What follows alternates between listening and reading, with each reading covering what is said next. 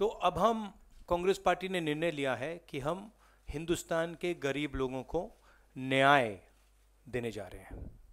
न्याय जो हमारा मिनिमम इनकम गारंटी का स्कीम है, न्यूनतम आय योजना उसका नाम है, उसकी मैं डिटेल्स थोड़ी आज आपको बहुत खुशी से, गर्व से देना चाहता हूं, क्योंकि ये शायद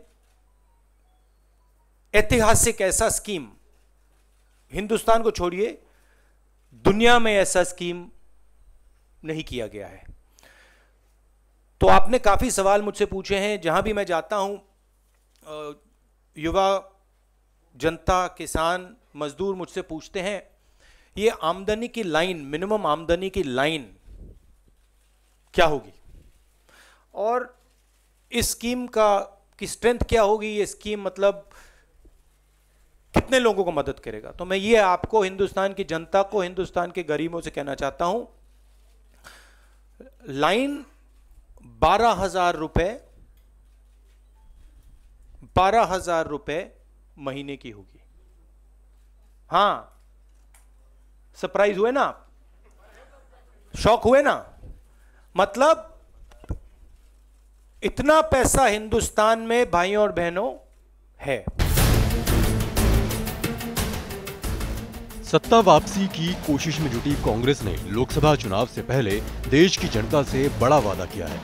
कांग्रेस अध्यक्ष राहुल गांधी ने सोमवार को प्रेस कॉन्फ्रेंस कर कहा कि अगर लोकसभा चुनाव 2019 के बाद उनकी सरकार बनती है तो वो सभी गरीबों के लिए एक न्यूनतम आय देने के लिए यूनिवर्सल बेसिक इनकम यानी यूबीआई योजना को लागू करेंगे।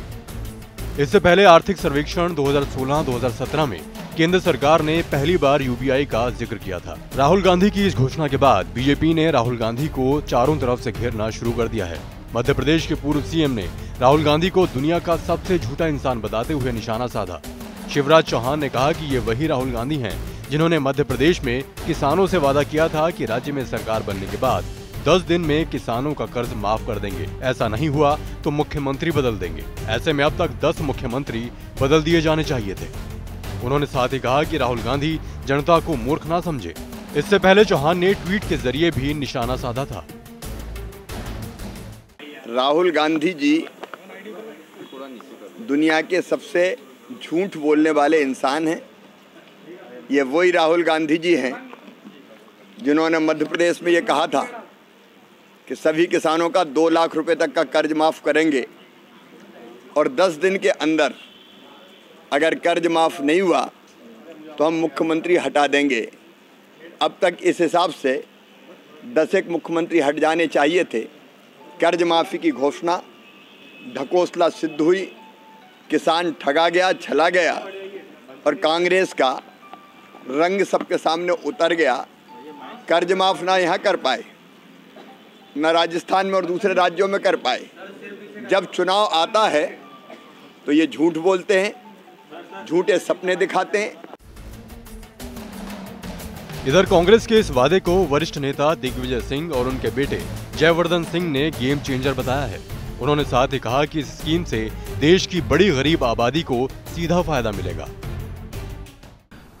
अभी कांग्रेस अध्यक्ष ने ऐलान किया जो मिनिमम गारंटी के ऊपर, क्या आपको लग रहा है क्या ये गेम चेंजर है?